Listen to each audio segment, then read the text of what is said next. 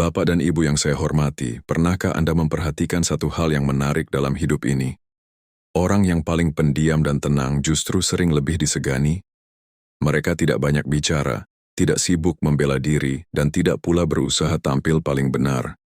Namun entah mengapa kehadirannya membuat orang lain menjaga sikap, memilih kata, dan berpikir dua kali sebelum bersikap sembarangan.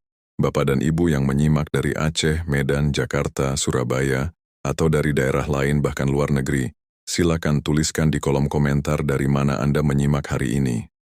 Karena topik ini sangat dekat dengan pengalaman banyak orang, terutama di usia dewasa dan usia senja, ketika kita mulai melihat hidup dengan lebih jernih. Sejak kecil kita sering diajarkan bahwa agar dihargai seseorang harus tegas, vokal, dan berani berbicara. Akibatnya, orang yang pendiam kerap disalahpahami. Mereka dianggap kurang percaya diri, kurang berani, atau bahkan lemah. Padahal dalam psikologi, diam dan tenang seringkali justru menunjukkan kendali diri yang kuat. Orang yang tenang tidak bereaksi berlebihan, ia tidak mudah terpancing emosi. Ia tidak merasa perlu menanggapi semua hal. Dan justru karena ia memilih diam pada banyak hal, setiap responsnya menjadi bermakna. Dari sinilah rasa segan mulai tumbuh, bukan karena takut, tetapi karena orang lain merasakan kedalaman, kestabilan, dan kematangan. Ada seorang bapak bernama Pak Hashim, 78 tahun, tinggal di pinggiran Salatiga. Ia jarang berbicara panjang, namun setiap kali ia bicara suasana berubah. Orang-orang berhenti dan mendengarkan. Anak-anaknya berkata, "Kalau Bapak sudah bicara, kami tahu itu penting." Ia tidak meninggikan suara, tidak memerintah, tetapi wibawanya terasa. Bapak dan Ibu yang saya muliakan, rasa segan tidak selalu lahir dari suara keras atau sikap dominan. Seringkali segan lahir dari ketenangan yang konsisten, dari kemampuan mengendalikan diri, dari sikap yang tidak reaktif, dan dari kehadiran yang membuat orang lain merasa perlu berhati-hati. Dalam pembahasan ini, kita akan melihat dari sisi psikologi, mengapa orang pendiam dan tenang justru lebih disegani, apa yang sebenarnya dibaca oleh pikiran orang lain dari sikap tenang, dan mengapa ketenangan bisa menjadi kekuatan besar, terutama di usia dewasa dan usia senja. Mari kita lanjutkan bersama pelan dan mendalam, karena tidak semua kekuatan itu berisik dan tidak semua wibawa perlu diumumkan. Bapak dan Ibu yang saya hormati, dalam psikologi sosial ada satu pola yang sangat konsisten. Manusia lebih menghormati orang yang mampu mengendalikan dirinya sendiri. Kendali diri ini paling mudah terlihat dari cara seseorang merespons tekanan. Orang yang tenang saat situasi memanas akan dipersepsikan lebih matang, lebih berpengalaman dan lebih kuat secara batin dibanding mereka yang cepat bereaksi. Ketika seseorang tidak langsung membalas, tidak terpancing emosi, dan tidak merasa perlu menanggapi semua hal, otak orang lain menangkap sinyal penting. Orang ini tidak mudah digoyahkan. Ia tidak dikendalikan oleh suasana, kata orang lain, atau provokasi sesaat. Ketidakmudahan digoyahkan inilah yang menumbuhkan rasa segan. Orang yang banyak bicara dan cepat bereaksi biasanya mudah ditebak. Emosinya terlihat, batasnya jelas, dan responsnya bisa diprediksi. Sebaliknya, orang pendiam dan tenang tidak mudah dibaca. Ketika seseorang tidak mudah dibaca, orang lain akan lebih berhati-hati. Dalam psikologi, ketidakpastian ini sering diartikan sebagai kedalaman dan kekuatan. Bapak dan Ibu, diam dalam konteks ini bukan berarti tidak punya pendapat. Diam adalah pilihan sadar. Orang yang tenang memilih kapan berbicara dan kapan cukup mengamati. Akibatnya, ketika ia akhirnya berbicara, orang lain lebih siap mendengar. Kata-katanya tidak tenggelam dalam kebisingan. Ada seorang ibu bernama Bu Rini, 74 tahun, tinggal di pinggiran Solo. Dalam rapat keluarga ia jarang berbicara di awal. Ia mendengarkan semua pendapat. Ketika suasana mulai panas dan pendapat saling berbenturan, ia menyampaikan satu kalimat singkat. Anehnya, kalimat itu justru menjadi penutup. Semua sepakat. Karena disampaikan oleh seseorang yang tenang dan tidak emosional. Bapak dan Ibu yang saya muliakan, ketenangan memberi sinyal bahwa seseorang tidak butuh validasi. Dan orang yang tidak butuh validasi biasanya lebih dihormati. Ia tidak mengejar perhatian, sehingga perhatian justru datang kepadanya. Inilah kekuatan diam yang sering disalahpahami tetapi sangat berpengaruh. Di segmen berikutnya kita akan membahas alasan psikologis berikutnya. Mengapa orang pendiam sering dianggap lebih bijak dan berpengaruh meski tidak menonjolkan diri sama sekali? Bapak dan Ibu yang saya hormati, Alasan psikologis berikutnya mengapa orang pendiam dan tenang lebih disegani adalah karena mereka tidak menghamburkan kata-kata. Dalam kehidupan sehari-hari, kita sering bertemu orang yang berbicara banyak tetapi maknanya sedikit. Sebaliknya, orang yang tenang jarang berbicara tanpa tujuan. Karena jarang, setiap kata yang keluar terasa lebih berat dan lebih dipertimbangkan. Otak manusia secara alami memberi bobot lebih pada sesuatu yang tidak sering muncul. Ketika seseorang tidak bereaksi terhadap hal-hal sepele, orang lain mulai menyadari bahwa tidak semua hal pantas mendapat tanggapan. Dari sinilah batas terbentuk. Orang yang tenang seolah berkata tanpa suara, "Tidak semua hal layak mengganggu ketenangan saya." Sikap ini membuat orang lain lebih berhati-hati dalam berbicara dan bertindak di hadapannya. Secara psikologis, manusia cenderung menghormati orang yang mampu menahan dorongan untuk segera berbicara. Menahan diri menandakan adanya pemikiran, pengalaman, dan kedewasaan emosional.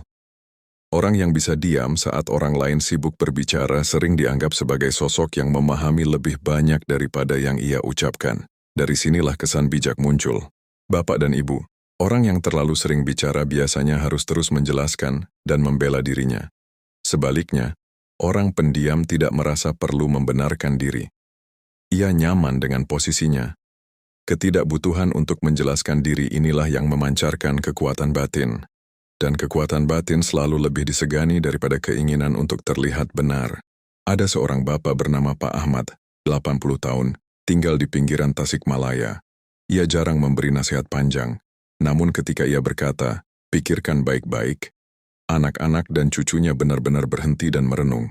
Karena mereka tahu, kalimat itu lahir dari seseorang yang tidak bicara sembarangan. Diamnya membuat kata-katanya bernilai. Orang pendiam juga cenderung lebih stabil secara emosi. Ia tidak mudah terbawa suasana. Ia tidak naik saat dipuji dan tidak runtuh saat dikritik. Kestabilan ini membuat orang lain merasa berada di hadapan seseorang yang telah selesai dengan dirinya sendiri. Sosok seperti ini memancarkan ketenangan yang membuat orang lain menyesuaikan sikapnya. Bapak dan Ibu yang saya muliakan, ketenangan bukanlah kekosongan. Ia adalah ruang untuk berpikir, ruang untuk memilih, dan ruang untuk bersikap dengan sadar. Di dalam ruang inilah wibawa tumbuh tanpa perlu dipaksa. Orang pendiam dan tenang disegani bukan karena mereka ingin disegani, tetapi karena kehadiran mereka mengajarkan orang lain untuk lebih berhati-hati. Di segmen berikutnya kita akan melihat alasan psikologis selanjutnya. Mengapa orang tenang jarang diremehkan dan bagaimana sikap ini secara alami membangun batas yang sehat. Bapak dan Ibu yang saya hormati, salah satu alasan kuat mengapa orang pendiam dan tenang jarang diremehkan adalah karena ketenangan secara alami membentuk batas. Batas ini tidak diumumkan, tidak diperdebatkan, dan tidak dijelaskan. Ia terasa. Dan batas yang terasa jauh lebih efektif daripada batas yang diteriakkan. Orang yang mudah tersinggung, cepat membalas, dan sering membela diri tanpa sadar memberitahu orang lain di mana titik lemahnya. Ia mudah dipancing, sehingga mudah pula dilewati batasnya. Sebaliknya, orang yang tenang tidak memberikan peta kelemahan. Ia tidak bereaksi pada hal-hal kecil, sehingga orang lain tidak tahu di mana harus menekan. Ketidakjelasan inilah yang membuat orang lebih berhati-hati. Secara psikologis, manusia menghormati orang yang tidak mudah dikendalikan secara emosional. Ketika seseorang tidak terpancing oleh sindiran, provokasi, atau nada meremehkan, pesan yang sampai adalah, orang ini memiliki kendali penuh atas dirinya. Kendali diri inilah yang membangun wibawa tanpa perlu ancaman atau kekerasan kata. Bapak dan Ibu, orang tenang juga jarang terjebak dalam drama. Ia tidak memperpanjang konflik, tidak mengungkit, dan tidak mencari pembenaran. Karena itu, konflik di sekitarnya cenderung cepat mereda. Lingkungan secara alami belajar bahwa membawa emosi berlebihan ke hadapan orang tenang hanya akan membuat diri sendiri terlihat tidak dewasa. Ada seorang ibu bernama Bu Sari, 76 tahun, tinggal di pinggiran Boyolali. Dalam keluarga, ia tidak pernah membalas nada tinggi dengan nada tinggi. Ia menunggu sampai suasana tenang, lalu berbicara singkat dan jelas. Lama-kelamaan, keluarga menyesuaikan diri. Mereka berbicara lebih sopan. Bukan karena takut, tetapi karena ketenangannya menular. Bapak dan Ibu yang saya muliakan, batas yang paling kuat seringkali adalah batas yang tidak perlu dijelaskan. Orang pendiam dan tenang dihormati karena mereka tidak sibuk mempertahankan diri. Mereka berdiri dengan tenang, dan dunia di sekitarnya menyesuaikan diri. Di segmen berikutnya, kita akan membahas alasan psikologis selanjutnya. Mengapa orang tenang sering dipercaya dan dijadikan rujukan, meski tidak menonjolkan diri sama sekali? Bapak dan Ibu yang saya hormati, alasan psikologis lain mengapa orang pendiam dan tenang lebih disegani adalah karena mereka tidak sibuk mencari pengaruh. Dalam kehidupan sehari-hari, kita sering melihat orang yang ingin didengar, ingin diakui, dan ingin memegang kendali percakapan. Semakin kuat keinginan ini ditunjukkan, semakin cepat pula orang lain membaca ambisi di baliknya. Sebaliknya, orang yang tenang tidak terlihat berusaha memengaruhi. Ia hadir apa adanya, dan justru karena tidak terlihat mengatur, ia lebih mudah dipercaya. Kepercayaan dalam psikologi tidak lahir dari banyaknya kata, tetapi dari konsistensi sikap. Orang tenang biasanya stabil. Ia tidak berubah sikap karena pujian atau tekanan. Ia tidak berbicara manis untuk mengambil hati, dan tidak pula meninggikan suara untuk menekan. Stabilitas inilah yang membuat orang lain merasa aman, dan rasa aman adalah dasar dari rasa hormat. Bapak dan Ibu, orang yang terlalu berusaha memengaruhi biasanya cepat kehilangan kepercayaan. Karena ketika niat memengaruhi terlalu terlihat, orang lain mulai bertanya-tanya, ada kepentingan apa di balik kata-kata ini? Sebaliknya, orang yang tenang dan tidak menonjolkan diri jarang dicurigai. Ucapannya terasa jujur, pendapatnya dianggap murni. Dari sinilah pengaruh yang alami terbentuk. Ada seorang bapak bernama Pak Yusuf, 82 tahun, tinggal di pinggiran Cirebon. Ia tidak pernah memaksakan pendapat. Dalam musyawarah keluarga, ia mendengarkan lebih banyak daripada berbicara. Namun ketika ia menyampaikan pandangannya, semua berhenti dan mempertimbangkan dengan sungguh-sungguh. Bukan karena ia paling tua, tetapi karena selama ini ia konsisten tenang dan tidak pernah memanfaatkan pengaruhnya. Secara psikologis, orang yang tidak tergesa-gesa memberi saran dianggap memiliki pengalaman yang matang. Ia tidak berbicara untuk menunjukkan diri, melainkan untuk membantu. Perbedaan niat ini sangat terasa, dan niat yang bersih selalu lebih disegani.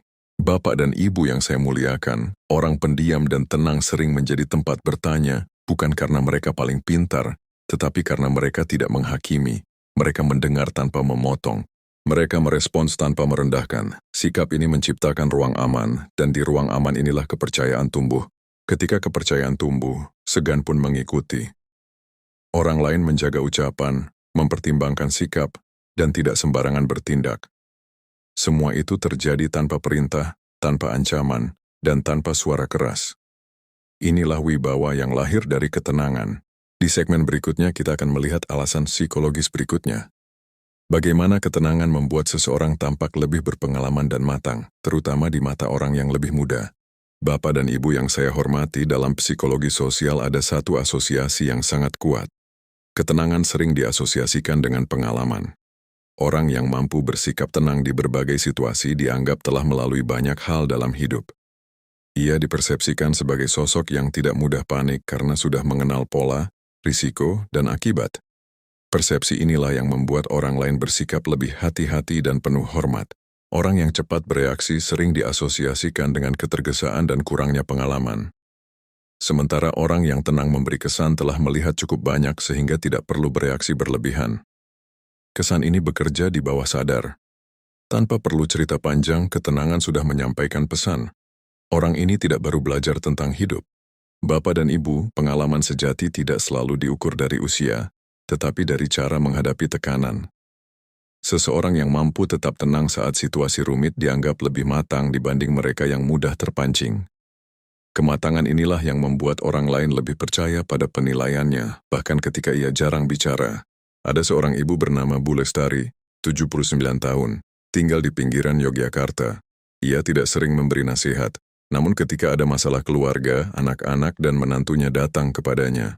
Mereka berkata, "Kami ingin mendengar pendapat ibu, bukan karena ibu ini selalu benar, tetapi karena ketenangannya membuat orang merasa pendapatnya lahir dari pengalaman, bukan emosi." Secara psikologis manusia mencari figur yang stabil saat menghadapi ketidakpastian. Orang yang tenang menjadi jangkar emosi bagi lingkungan sekitarnya. Ketika jangkar ini hadir, orang lain merasa tidak perlu bereaksi berlebihan. Dari sinilah pengaruh yang alami terbentuk. Bapak dan Ibu yang saya muliakan, ketenangan juga membuat seseorang tidak terlihat sedang bersaing. Ia tidak berlomba menunjukkan siapa paling benar. Ia tidak tergesa menonjolkan diri. Sikap ini membuat orang lain menurunkan pertahanan. Dan ketika pertahanan turun, rasa hormat muncul dengan sendirinya. Ketenangan bukan hasil latihan sehari dua hari. Ia lahir dari penerimaan diri, pengendalian emosi, dan kesediaan untuk tidak selalu menang. Inilah sebabnya mengapa orang tenang sering disegani oleh yang lebih muda dan lebih ramai. Mereka memancarkan kesan telah selesai dengan dirinya sendiri. Di segmen berikutnya kita akan membahas alasan psikologis berikutnya. Mengapa orang pendiam dan tenang jarang menjadi sasaran konflik dan bagaimana hal ini semakin menguatkan wibawa mereka. Bapak dan Ibu yang saya hormati, salah satu alasan paling nyata mengapa orang pendiam dan tenang lebih disegani adalah karena mereka jarang dijadikan sasaran konflik. Dalam dinamika sosial, konflik sering mencari emosi. Ia tumbuh di tempat yang reaksinya mudah muncul. Orang yang mudah tersinggung, mudah terpancing, dan mudah membalas menjadi ladang subur bagi konflik. Sebaliknya, orang yang tenang tidak menyediakan ruang bagi konflik untuk berkembang. Ketika seseorang tidak memberi reaksi berlebihan, pihak lain kehilangan panggung. Sindiran tidak mendapat balasan. Provokasi tidak menghasilkan drama. Akibatnya, konflik kehilangan tenaga. Orang lain belajar bahwa membawa emosi berlebihan ke hadapan orang tenang hanya akan membuat diri sendiri terlihat tidak dewasa. Secara psikologis, manusia enggan menyerang sosok yang tidak bisa diprovokasi. Ketidakmampuan memancing reaksi menciptakan jarak psikologis. Jarak inilah yang membuat orang lain berhenti mencoba. Lama-kelamaan, jarak berubah menjadi rasa segan. Bapak dan Ibu, orang yang tenang juga cenderung tidak mempermalukan orang lain di depan umum. Ia tidak membalas dengan sindiran, tidak memperpanjang kesalahan, dan tidak mengungkit. Sikap ini membuat lingkungan sosial merasa aman. Dan di lingkungan yang merasa aman, orang cenderung menjaga sikap. Ada seorang bapak bernama Pak Dharma, 81 tahun, tinggal di pinggiran Purwokerto. Ia tidak pernah memotong pembicaraan, bahkan saat disalahpahami. Ia menunggu hingga suasana reda, lalu meluruskan dengan 1-2 kalimat. Orang-orang di sekitarnya akhirnya belajar berbicara dengan lebih tertib. Bukan karena takut, tetapi karena menghormati ketenangannya. Bapak dan Ibu yang saya muliakan, orang tenang tidak berarti selalu mengalah. Mereka memilih waktu yang tepat untuk bersikap tegas. Karena jarang, ketegasan itu terasa lebih kuat. Ketika orang yang biasanya diam tiba-tiba menetapkan batas, orang lain langsung memperhatikan. Inilah paradoks ketenangan. Semakin jarang seseorang terlibat konflik, semakin besar wibawanya. Ia tidak dikenal karena pertengkaran, tetapi karena ketenangan yang konsisten. Dan ketenangan seperti inilah yang membuat orang pendiam dan tenang lebih disegani tanpa harus berusaha. Di segmen berikutnya kita akan membahas alasan psikologis selanjutnya. Bagaimana ketenangan menciptakan aura wibawa yang sulit ditiru oleh orang lain. Bapak dan Ibu yang saya hormati, ada satu hal yang sering dirasakan tetapi sulit dijelaskan. Aura wibawa. Dan menariknya, aura ini hampir selalu dimiliki oleh orang-orang yang pendiam dan tenang. Mereka tidak berusaha tampil berkuasa, tidak memaksakan pendapat, dan tidak menuntut penghormatan. Namun kehadirannya terasa berat dalam arti positif. Orang lain secara alami menyesuaikan sikap saat berada di dekatnya. Dalam psikologi, aura wibawa lahir dari keselarasan batin. Pikiran, emosi, dan sikap berjalan searah. Orang yang tenang tidak sedang berperang dengan dirinya sendiri. Ia tidak sibuk menutupi kegelisahan dengan bicara berlebihan. Ia tidak menyembunyikan rasa tidak aman dengan sikap dominan. Karena tidak ada konflik batin yang besar, kehadirannya terasa utuh dan stabil. Dan kestabilan inilah yang dibaca orang lain sebagai kekuatan. Banyak orang mencoba terlihat berwibawa dengan cara berbicara keras, memberi perintah, atau menunjukkan kuasa. Namun wibawa seperti ini cepat retak karena berasal dari luar. Sedikit kritik saja sudah memancing emosi. Sedikit perlawanan saja sudah menimbulkan reaksi. Sebaliknya, wibawa orang yang tenang berasal dari dalam. Ia tidak mudah goyah karena tidak bergantung pada pengakuan orang lain. Bapak dan Ibu, ketenangan juga membuat seseorang tidak terburu-buru membela harga dirinya. Ia tahu siapa dirinya tanpa perlu diumumkan. Ketika seseorang tidak reaktif saat diremehkan, orang lain justru mulai ragu untuk terus meremehkan. Karena tidak ada kepuasan emosional yang didapat, lama-kelamaan, sikap meremehkan itu berhenti dengan sendirinya. Ada seorang ibu bernama Bu Aminah, 77 tahun, tinggal di pinggiran Gresik. Ia tidak pernah membantah dengan emosi ketika pendapatnya diabaikan. Ia hanya tersenyum dan diam. Namun pada waktu yang tepat, ia menyampaikan satu kalimat tenang yang langsung mengubah arah pembicaraan. Keluarga menyadari satu hal. Ketika ibu berbicara, itu bukan reaksi, tetapi keputusan. Sejak saat itu, mereka lebih berhati-hati. Secara psikologis, manusia menghormati orang yang tidak dikuasai oleh dorongan sesaat. Orang tenang memberi kesan bahwa ia punya ruang di dalam dirinya untuk berpikir sebelum bertindak. Ruang inilah yang membuat kehadirannya terasa lapang sekaligus tegas. Orang lain merasa tidak bisa sembarangan di hadapannya. Bapak dan Ibu yang saya muliakan, aura wibawa tidak bisa dilatih dengan teknik bicara atau bahasa tubuh semata. Ia tumbuh dari kebiasaan menahan reaksi, memilih respon, dan berdamai dengan diri sendiri. Itulah sebabnya wibawa orang tenang sulit ditiru. Karena ia bukan hasil latihan luar, melainkan buah dari perjalanan batin yang panjang.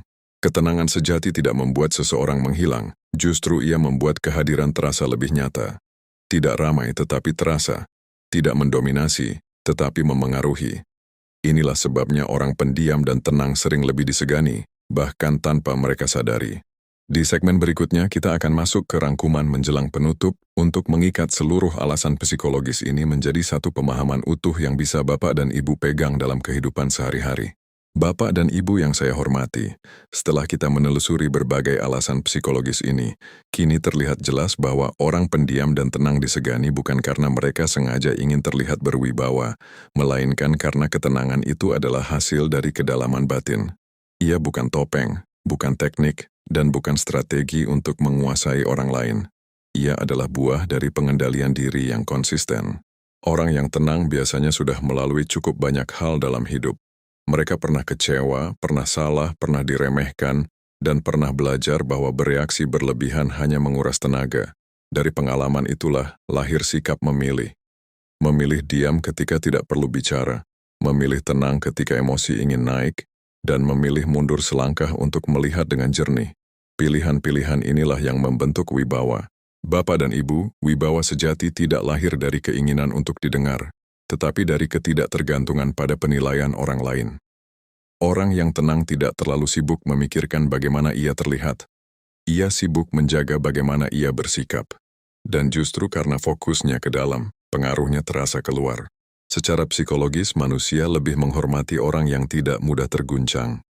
Ketika seseorang tetap stabil di tengah pujian maupun kritik, otak orang lain menangkap sinyal bahwa ia berdiri di atas pijakan yang kokoh. Dari sinilah rasa segan tumbuh, bukan karena takut, tetapi karena merasa berhadapan dengan seseorang yang matang. Banyak orang keliru mengira bahwa untuk disegani, mereka harus lebih vokal, lebih tegas, atau lebih keras. Padahal seringkali yang dibutuhkan justru sebaliknya, mengurangi reaksi, memperlambat respons, dan memperdalam kesadaran.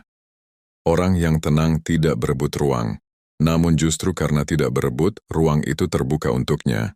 Bapak dan Ibu yang saya muliakan, diam yang tenang juga mengajarkan satu hal penting. Tidak semua hal layak mendapat energi kita. Ketika seseorang selektif dalam memberi respons, hidupnya menjadi lebih ringan. Dan orang di sekitarnya belajar untuk lebih menghargai batas. Inilah sebabnya orang pendiam dan tenang sering menjadi figur yang dirujuk, didengarkan, dan dihormati. Bukan karena mereka selalu benar, tetapi karena kehadiran mereka tidak mengacaukan suasana. Mereka membawa ketertiban batin ke dalam ruang sosial. Di segmen terakhir, kita akan menutup pembahasan ini dengan penegasan besar, bagaimana ketenangan bisa menjadi kekuatan hidup, terutama di usia dewasa dan usia senja, tanpa perlu mengubah kepribadian dasar kita. Bapak dan Ibu yang saya hormati, pada akhirnya kita sampai pada satu pemahaman yang menenangkan. Orang pendiam dan tenang disegani bukan karena mereka berusaha terlihat kuat, melainkan karena mereka tidak perlu membuktikan kekuatannya. Ketika seseorang sudah selesai dengan dirinya sendiri, dunia di sekitarnya ikut menyesuaikan sikap. Kita telah melihat dari sisi psikologi bahwa ketenangan memancarkan kendali diri, kedalaman berpikir, kestabilan emosi, dan kematangan pengalaman. Semua ini dibaca oleh orang lain tanpa perlu dijelaskan. Tidak ada teriakan, tidak ada pamer kemampuan, tidak ada tuntutan agar dihormati. Namun rasa segan tumbuh dengan sendirinya. Bapak dan Ibu, penting untuk dipahami bahwa menjadi pendiam dan tenang bukan berarti pasif atau lemah.